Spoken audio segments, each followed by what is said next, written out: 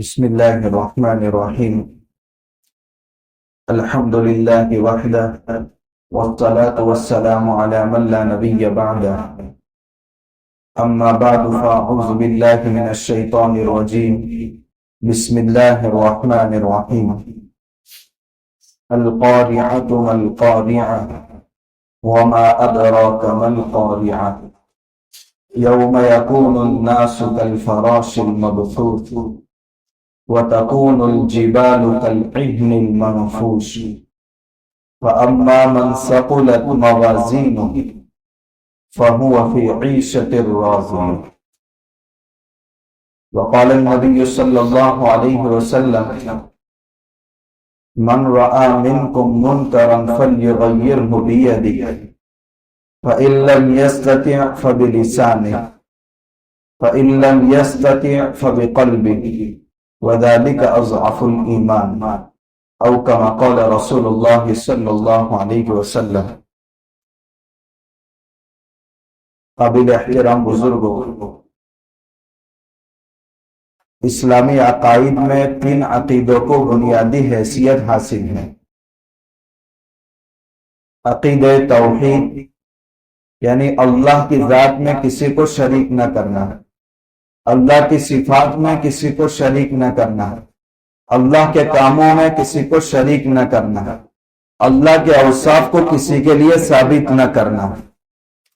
دوسری چیز ہے زندگی گزارنے کا طریقہ جو اللہ تبارک و تعالیٰ نے اللہ کے نبی صلی اللہ علیہ وسلم کے ذریعے قولاً اور عملاً امت کو سمجھایا، اس رسول کی رسالت کو تسلیم کرنا. تیسرے نمبر ہے اس زندگی کے بعد آنے والی زندگی میں اپنے ایک ایک عمل کا اللہ کے سامنے کھڑے ہو کر حساب دینا. اس وقت دنیا میں فلسفیانہ بحثیں بہت ہو رہی ہیں. آپ دیکھ رہے ہیں کہ دین بدین دنیا میں مظالم بڑھتے جا رہے ہیں، دین بدین دنیا میں بد اخلاقیاں بڑھتی جا رہی ہیں، دین بدین دنیا میں جرائم بڑھتے جا رہے ہیں. ہر ایک کی عزت کے ساتھ کھلواڑ کرنا یہ بہت آسان بن چکا ہے. ہر ایک کے مال کو بہت آسانی سے لوٹ لینا یہ بہت آسان بن چکا ہے. اور یہ واردات اتنی کثرت سے پیش آ رہی ہیں کہ اب اس کو جتنا خطرناک پہلے سمجھا جاتا تھا اب انسانوں کے دل جرائم سے مانوس ہو چکے. کوئی بھی خطرناک سے خطرناک واقعہ پیش آ جائے تو اتنا احساس نہیں ہوتا تھا جتنا پہلے کے لوگوں کو احساس ہوتا تھا. اس کی وجوہات کیا ہیں؟ بڑے بڑے فلسفی اس پر جمع ہوئے اور اس کا ریزن تلاش کرنے لگے. تو ایک ریزن سامنے آیا کہ تعلیم کا فقدان جرائم کو بڑھا رہا ہے. دنیا میں اگر 100% تعلیم زندہ ہو جائے تو یہ سارے مظالم اور جرائم رک جائیں. لیکن یہ ریزن ان ملکوں کو دیکھنے کے بعد بالکل بےہودہ معلوم ہوتا ہے جن ملکوں میں 100% تعلیم ہے مگر وہاں جرائم رکنے کا نام نہیں لے رہے. شراب بھی پی جا رہی ہے، بد اخلاقیاں بھی ہو رہی ہیں، بدعنوانیاں بھی ہو رہی ہیں. تو اگر تعلیم کا فقدان جرائم کے دروازے کھولتا ہے تو وہ ممالک جن میں 100% تعلیم ہے ان میں جرائم رک جانے چاہیے تھے، مگر ان ملکوں میں جن میں 100% تعلیم ہے جرائم سب سے زیادہ ہے. تو دوسری وجہ یہ نکالی گئی کہ غربت. جب ایک بڑا طبقہ غریبی کا شکار ہو جاتا ہے تو پھر وہ جو چاہے کرنا ہے مال لوٹنے کے لیے. اگر غربت اس کی وجہ ہے تو بہت سارے ممالک ایسے ہیں کہ جس میں ہر فرد کی اگر انکم دیکھی جائے تو کئی ملکوں کے اعتبار سے ان افراد کی انکم بہت زیادہ ہے مگر اس کے باوجود ان ملکوں میں مظالم نہیں رک رہے، جرائم نہیں رک رہے ہیں. تو تعلیم کا فقدان نہ جرائم کے وجود میں آنے کا سبب ہے، نہ غربت کا عام ہو جانا یہ ایک ادنا اور ضمنی درجے میں سبب ہو سکتا ہے کہ جتنی غریبی بڑھے گی لوٹ مار عام ہوگی، مگر یہ کومل سبب نہیں ہے۔ اس لیے فلسفیانہ بحثوں کو ایک طرف رکھیں اور ایک چیز جو اللہ تعالیٰ نے ہم کو ایسی عطا فرمائی ہے جس میں قیامت تک ہر چیز کا لائی ہے عمل موجود ہو، ہر چیز کا حل موجود ہو۔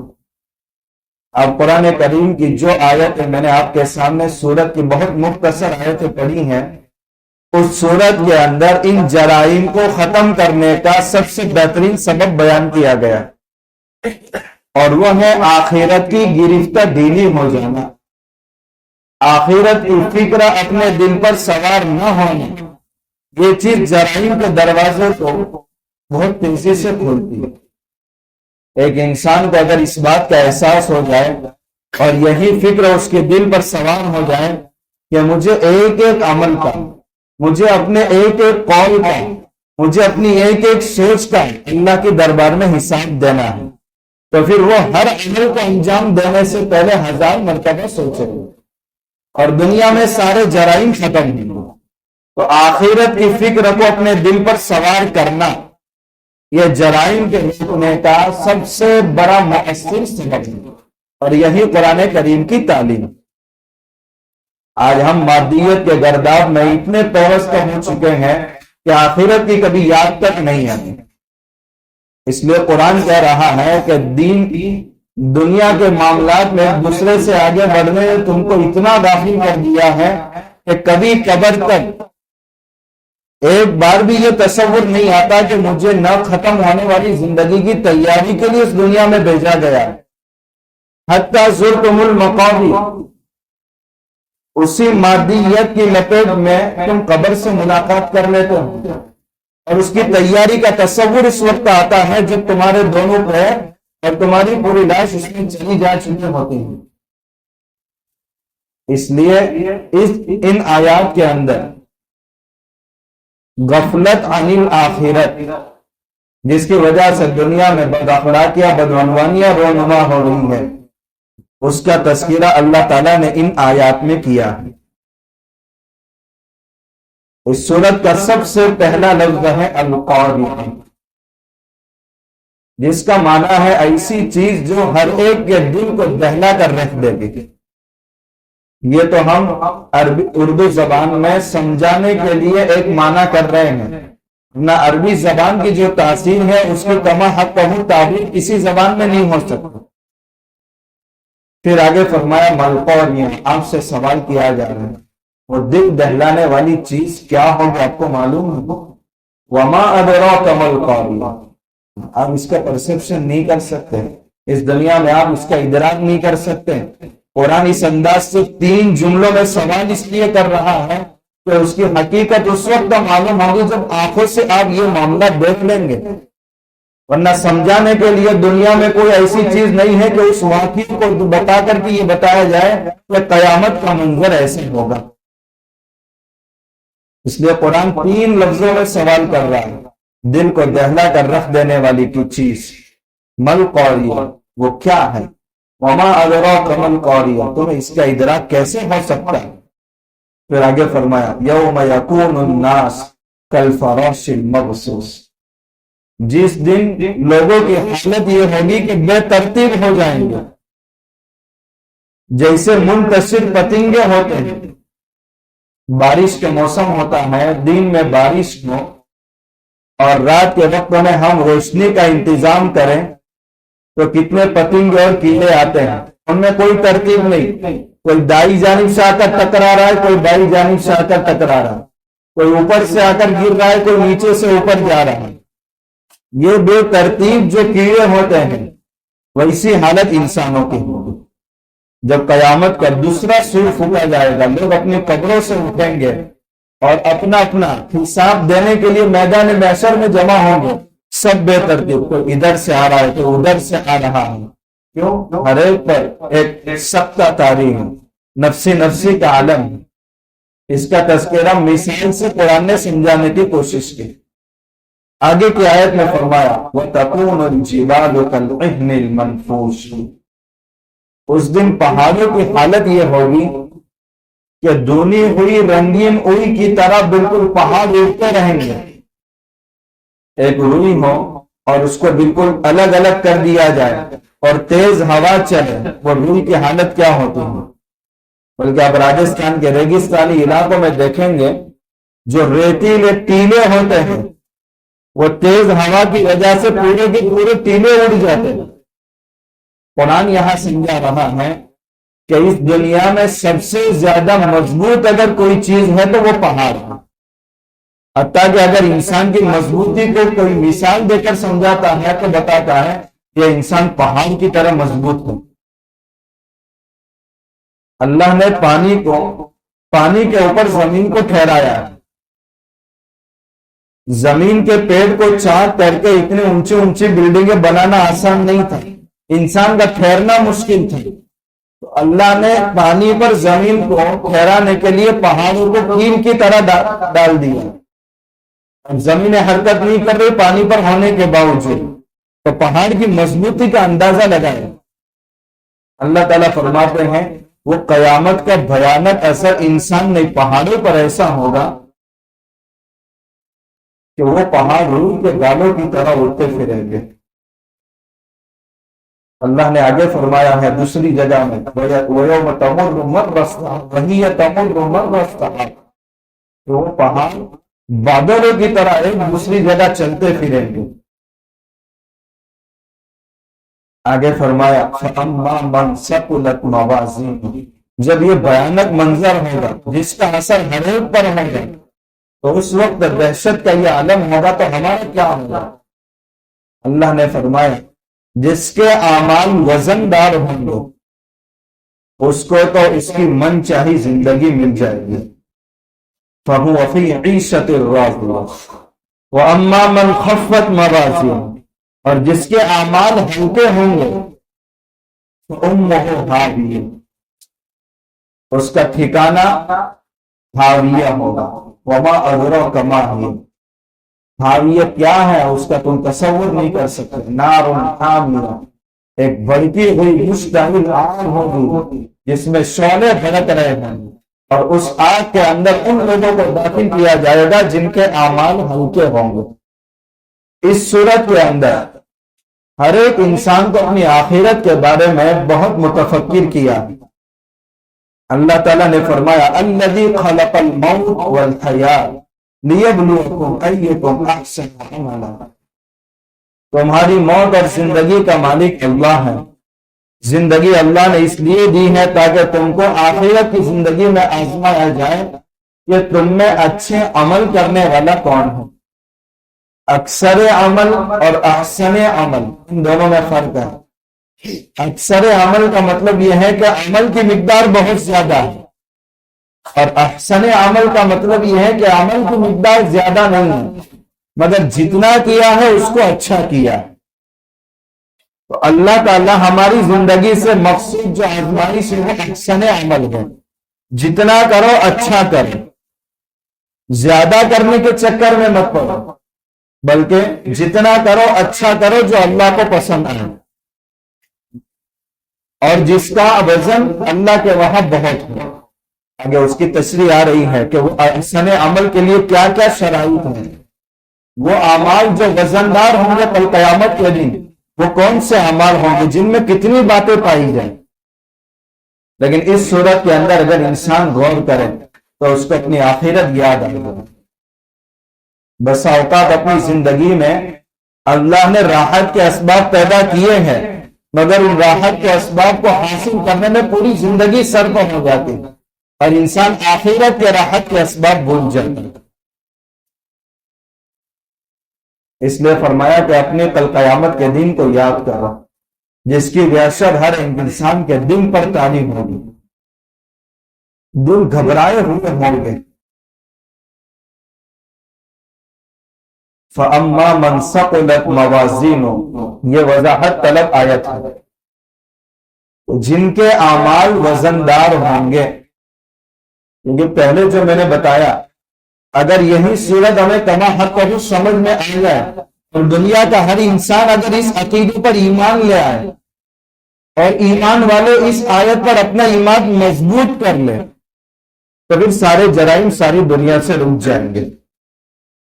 تو دنیا میں جرائم کا پیش آنا، اس کی وجہ نہ تعلیم کا فقدان ہے، نہ غربت کا عام ہونا ہے۔ ایک مرتبہ عبداللہ بن عمر رضی اللہ تعالیٰ عنہ کا گزر جنگل سے ہو رہا ہے۔ آپ نے بارہا اس واقعے کو سنا ہوگا، مگر اس تناظر میں سننے کے بعد آپ بھی اس نتیجے پر پہنچیں گے کہ جرائم اور مظالم، بد اخلاقیہ، اس کے وجود میں آنے کا سبب غربت نہیں ہے، اس کے وجود میں آنے کا سبب تعلیم یافتہ نہ ہونا یہ بھی نہیں۔ وہ جس جنگل سے گزر رہے ہیں، بھوک کی شدت ستا رہی ہے، تو وہاں ایک چرواہا بکریاں چرا رہا ہے۔ اس چرواہے سے کہہ رہے ہیں کہ بکری ہمیں دے دو، ہم اس کی قیمت دینے کو تیار ہیں، مگر وہ یہ کہہ رہا ہے فَأَيْنَ اللَّهُ۔ جب اس نے پہلی مرتبہ یہ کہا کہ میں اپنے مالک کو کیا جواب دوں گا، ایک بکری کم ہو جائے، تو عبداللہ بن عمر رضی اللہ تعالیٰ عنہ آزمانا چاہتے ہیں، تو مالک کو کہہ دینا کہ بھیڑیا نے ایک بکری پر حملہ کر لیا اور کھا گیا، بہت آسان بات ہے، اس کو مطمئن کر سکتے ہیں۔ تو اس نے جواب دیا فَأَيْنَ اللَّهُ، میں حقیقی مالک کو کیسے مطمئن کر سکتا ہوں، حالانکہ یہ چرواہا ہے، خود بکریوں کا مالک بھی نہیں ہے، غربت کا شکار ہے اور تعلیم یافتہ بھی نہیں ہے، مگر اس کے باوجود بکری پر اور مالک کے مال پر ظلم کرنے کو تیار نہیں ہے۔ کون سی چیز اس کے رکھے ہوئے ہیں؟ وہ ہے آخرت کی فکر۔ تو عبداللہ بن عمر رضی اللہ تعالیٰ عنہ نے فرمایا فَإِنَّ اللَّهَ، اللہ کو کیا جواب دوں گا، یہ بات تو مجھے کہنی چاہیے، یعنی یہ بات تو میرے اندر ہونی چاہیے۔ چنانچہ مدینہ پہنچنے کے بعد اس کے مالک کو بلایا اور کہا کہ اس غلام کو میں خرید رہا ہوں اور تیری ساری بکریاں میں خرید رہا ہوں، اس غلام کو بھی آزاد کر رہے ہیں اور اس کو ساری بکریوں کا بھی مالک بنا رہا ہے۔ تو ایک اللہ کا خوف اور آخرت کی فکر اگر انسان کے اندر پیدا ہو جائے تو جرائم کے دروازے بند ہو جائے اور رزق میں برکات کے دروازے کھل جائیں۔ یہی حقیقی مطلب ہے اس صورت کا کہ ہمارے دل پر ایک فکر کا پہرا ہے، ایک فکر کی نگرانی ہے جو ہم کو ہر طرح کے جرائم سے روکے۔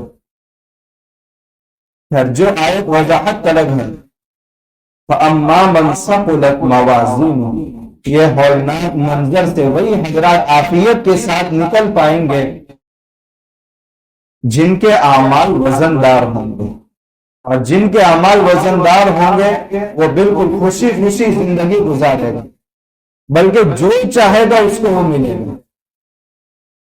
ایک مرتبہ اللہ کے نبی صلی اللہ علیہ وسلم نے جنت کے اوصاف بیان فرماتے ہوئے چند الفاظ ارشاد فرمائے کہ جنت کا منظر کیسا ہوگا، ما لا عین رأت ولا اذن سمعت ولا خطر علی قلب بشر، کہ جنت کا منظر تو ایسا ہے نہ آج تک کسی آنکھ نے دیکھا ہے، نہ کما حد کہوں اس کا تذکرہ کسی کان نے سنا ہے، ولا خطر علی قلب بشر، اور انسان کے دل پر اس کا تصور بھی نہیں گزرا کہ جنت ایسی ہوگی۔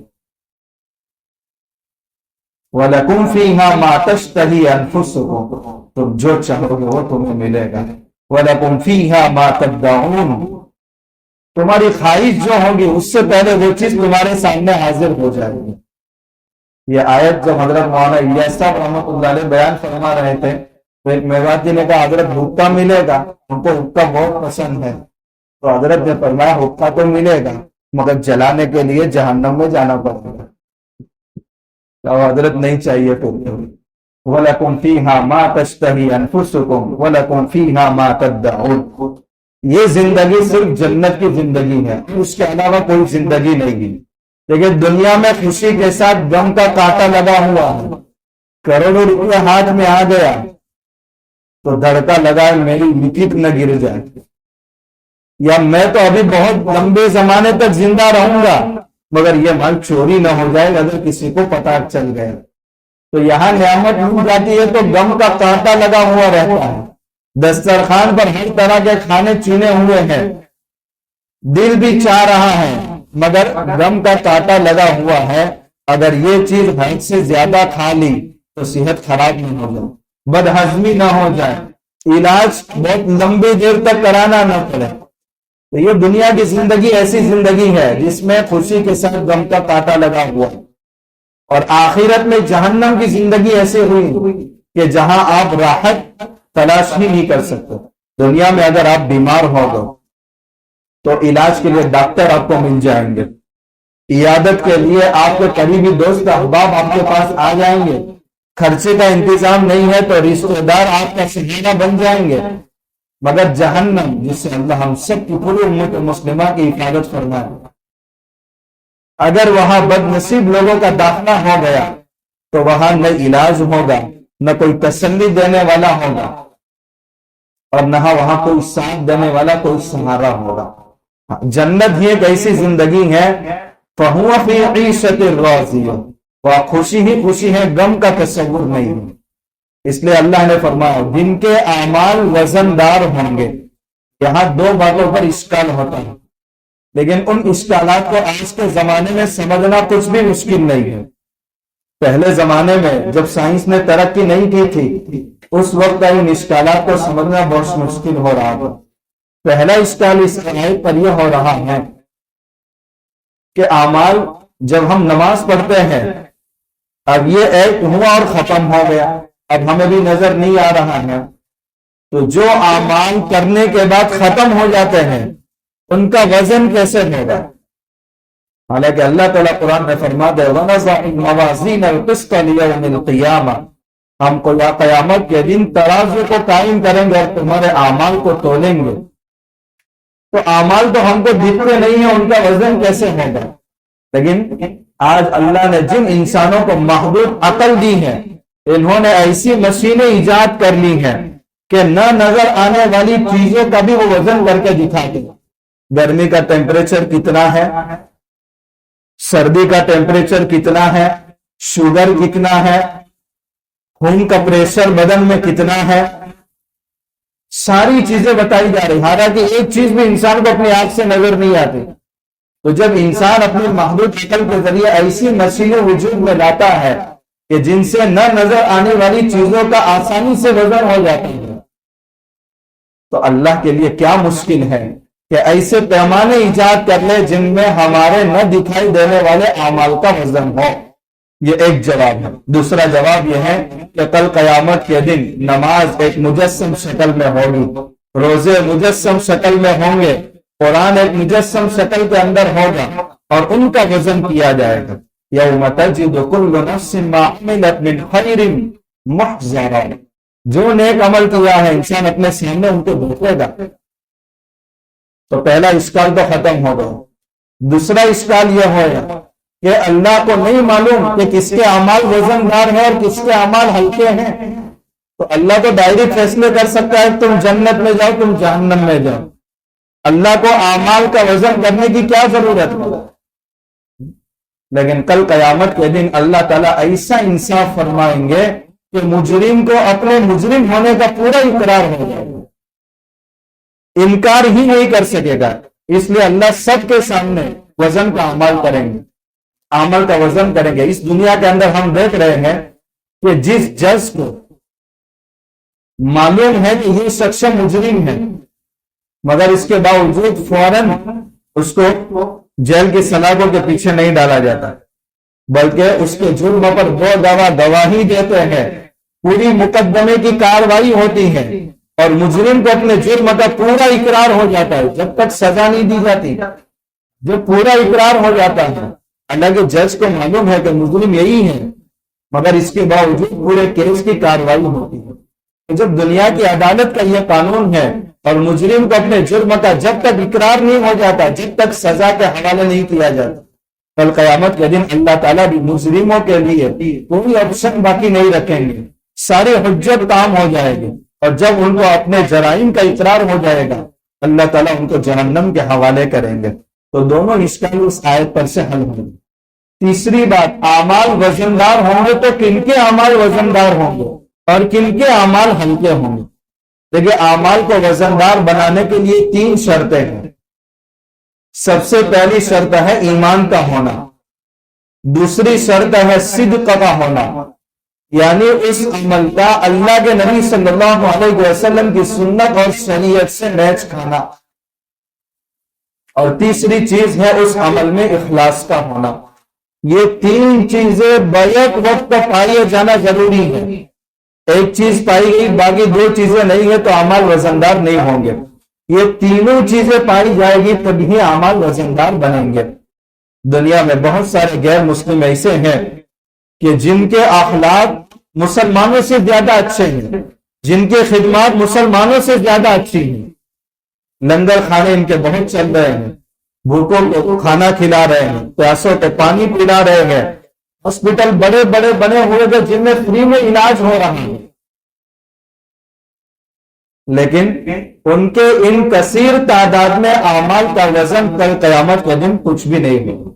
اللہ تعالیٰ خود قرآن میں فرماتے ہیں وَقَدُمْنَا إِلَى مَا عَمِلُوا مِنْ عَمَلٍ فَجَعَلْنَاهُ هَبَاءً مَنْثُورًا. جب کافروں کے اعمال کی طرف ہم متوجہ ہوں گے تو ان کو بالکل ہوا کی طرف بے وزن بنا دیں گے. ہاں, دنیا میں ان کو عزت مل جائے گی, دنیا میں مال میں برکت کا ظہور ہو جائے گا, مگر آخرت میں ان کے اعمال وزن دار نہیں ہوں گے. کیوں نہیں ہوں گے؟ اس لیے کہ ان کے پاس ایمان کی نعمت نہیں ہے. حضرت عمر بن خطاب رضی اللہ تعالیٰ عنہ جب ملک شام گئے تو دیکھا کہ ایک راہب نے اللہ کی عبادت میں اپنے آپ کو اتنا تھکایا ہے کہ چہرے پر کھڈے بن گئے. حضرت عمر رضی اللہ تعالیٰ عنہ اس کی حالت دیکھ کر کے رونے لگے.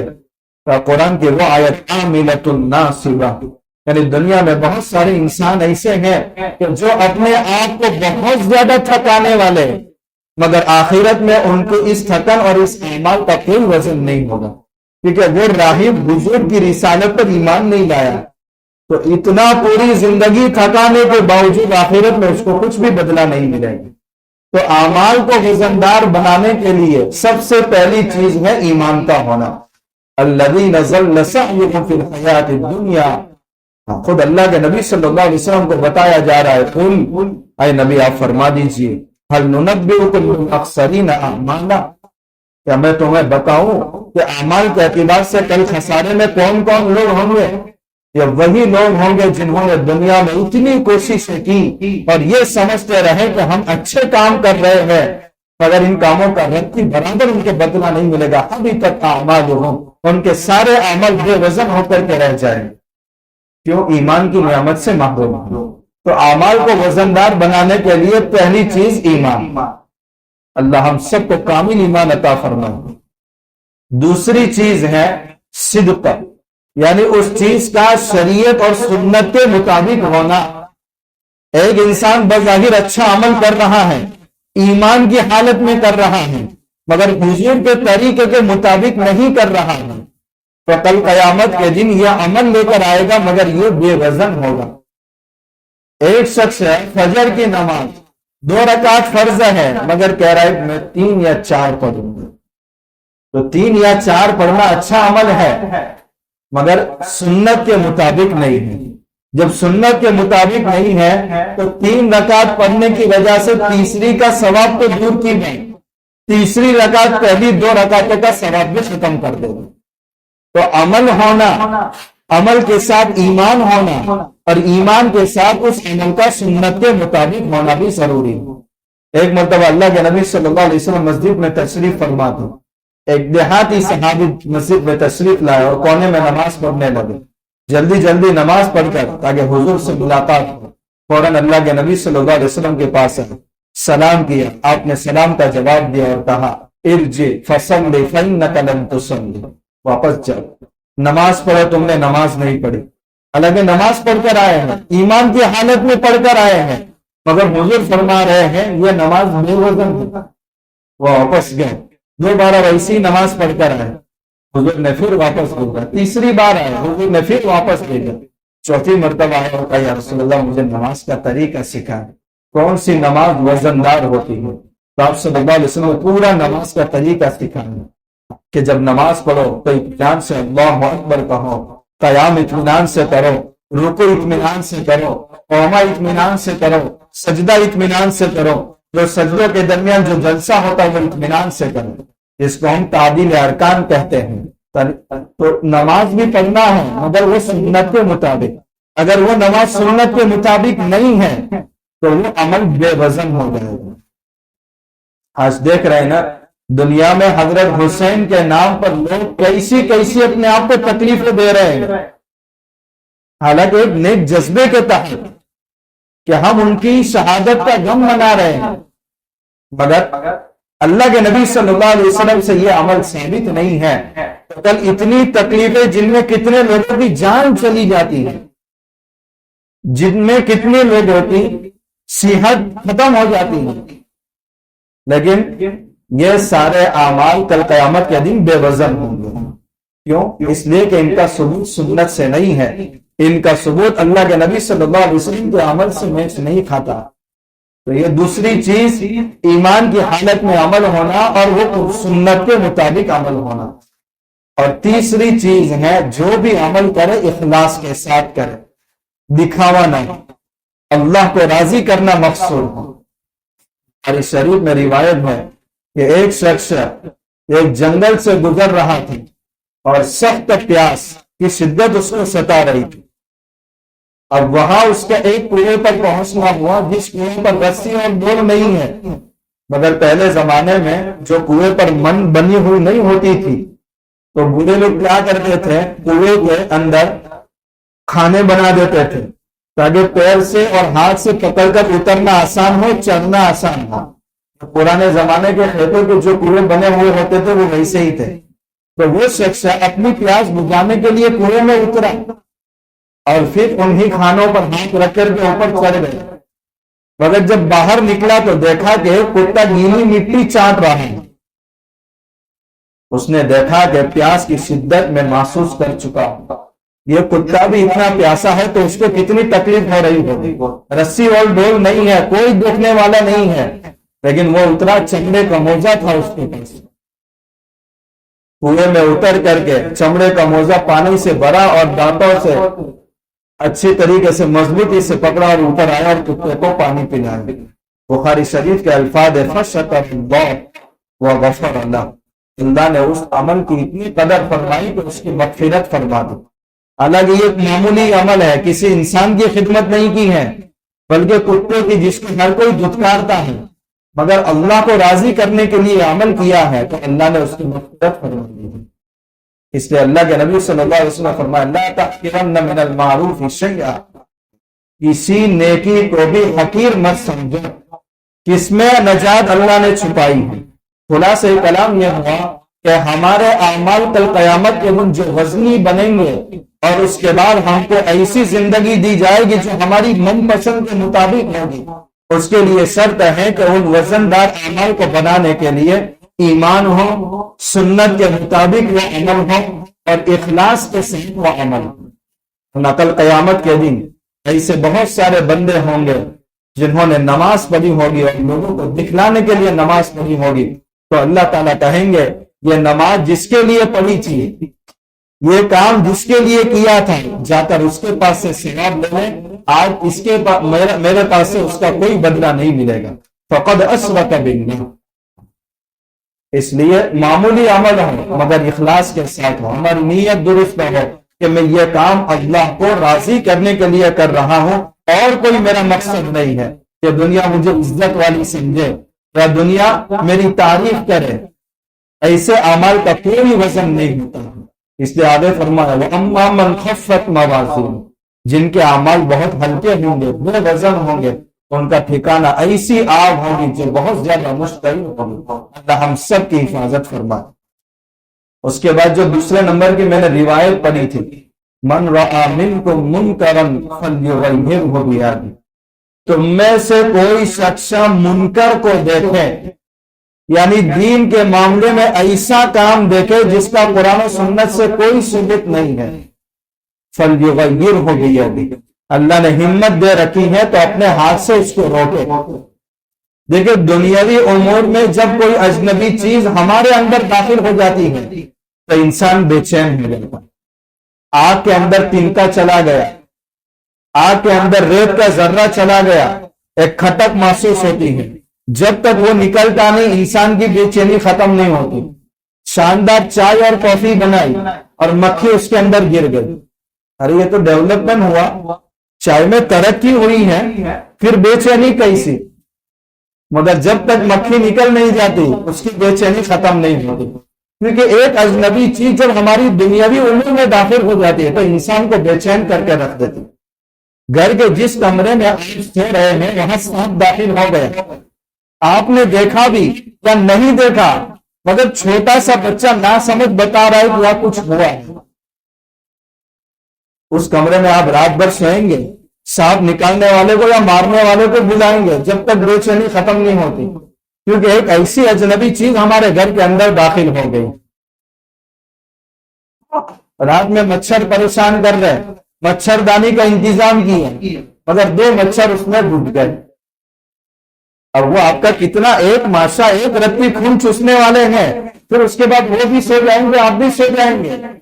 مگر جب تک مچھردانی سے 2 مچھر نہیں نکل جاتے جب تک چین نہیں آتا. کیوں؟ ایک اجنبی چیز ہمارے دنیاوی عمر میں داخل ہو گئی. بھائیو، ہمارے گھروں کے اندر کتنے منکرات دن بدن داخل ہو رہے ہیں، ہمارے معاشرے کے اندر کتنے منکرات دن بدن داخل ہو رہے ہیں، ہمارے سماج میں کتنے منکرات دن بدن داخل ہو رہے ہیں، مگر ہم اتنا بے چین نہیں ہوتے جتنا دنیاوی امور میں بے چین ہو جاتا. میرا بیٹا بے نمازی کا شکار ہے مگر کوئی بے چینی نہیں ہے. میرا بیٹا خرافات میں شامل ہو رہا ہے، کوئی بے چینی نہیں ہے. میرا بیٹا دین کی تعلیم سے محروم ہے مگر کوئی بے چینی نہیں ہے. ہم نے دیکھا کہ محرم کے اندر 10ویں محرم میں کتنی تعداد بڑھ کر کے ان چیزوں کو دیکھنے کے لیے جا رہی ہے. ہم نے تو صرف دیکھا ہے، اس کو اٹھایا نہیں ہے. اللہ کے نبی صلی اللہ علیہ وسلم کی وعید دیکھیے، من کسر ثواب قوم فہو منہم، جس نے جس جماعت کی تعداد میں اضافہ کیا اس میں شرکت کر کے کل قیامت کے دن انہی جماعت کے ساتھ وہ اٹھے گا. کیا ہم نے اپنے بچوں کو روکا؟ کیا ہم نے اپنی ذاتوں کو روکا؟ معمولی عمل سمجھ رہے ہیں اور کوئی آدمی اس پر نکیر کرنے کو تیار نہیں ہے، دل سے برا سمجھنے کو تیار نہیں ہے، بلکہ تذکرے ہوتے ہیں اس کے تو فلاں جگہ ایسا ہوا، فلاں جگہ اس طریقے کا پروگرام تھا، فلاں جگہ پر اس جگہ گانے اور بجانوں کا اہتمام تھا، فلاں جگہ اتنے لاکھ روپے کا خرچہ ہوا. اگر دل سے بھی برا سمجھ نہیں رہے ہیں وذالک اضعف الایمان، تو اس سے زیادہ کمزوری والا ایمان کسی کے دل میں نہیں. ہم سب کہاں جا رہے ہیں، ہمارا سماج کہاں جا رہا ہے؟ ان خرافات میں یہ امت کھوئی جا رہی ہے. ارے ہماری تعداد تو وہاں زیادہ ہونی چاہیے جہاں دین کی صحیح باتیں بتائی جا رہی، جہاں قرآن کی تعلیم کو عام کیا جا رہا ہے، جہاں نمازیں سکھائی جا رہی ہے، جہاں پوری شریعت سکھائی جا رہی ہے. لیکن آج ایسی جگہوں پر ہمارا مجمع بہت زیادہ رہتا ہے جہاں صرف دل کی ایک تسکین کو پورا کیا جاتا ہے، بعد میں چل کر اس کا مزہ ختم ہو جاتا ہے. ہم اپنی تعداد بڑھا رہے ہیں اپنی شرکت کر کے، ایسے جگہوں پر ہماری شرکت بھی جائز نہیں ہے. اللہ کے نبی صلی اللہ علیہ وسلم فرما رہے ہیں جس میں شرکت کر کے تعداد بڑھاؤ گے تو قیامت کے لیے انہی کے ساتھ تم اٹھو گے. ہم اس کو بہت معمولی سمجھ رہے ہیں. یہ روایت سامنے آ جانے کے بعد آئندہ ہم اپنے آپ کو، اپنے چھوٹے بچوں کو، اپنے معصوم بچوں کو جو نہیں جانتے کہ ان کا اثر ہماری نسلوں پر کیا پڑ رہا ہے، اللہ حفاظت فرمائے. ہم لوگ تو کل انبیاء کے ساتھ اٹھے، یہ ہماری تمنا ہونی چاہیے. کل شہداء کے ساتھ ہمارا حشر ہو، یہ ہماری تمنا ہونی چاہیے. کل صالحین کے ساتھ ہمارا حشر ہے، یہ ہماری تمنا ہونی چاہیے. تو ہم ایسے خرافات سے اپنے آپ کو بھی دور رکھیں، اپنے بچوں کو بھی دور رکھیں، اپنے نوجوانوں کو بھی دور رکھیں. اللہ تعالیٰ قرآن و سنت کی روشنی میں جو باتیں بیان کی کرنے کی توفیق عطا فرمائی. ہم سب کو، ہماری تمام نسلوں کو، ہمارے پورے سماج کو پر عمل کرنے کی توفیق عطا فرمائے. آخر دعوانا الحمدللہ رب العالمین.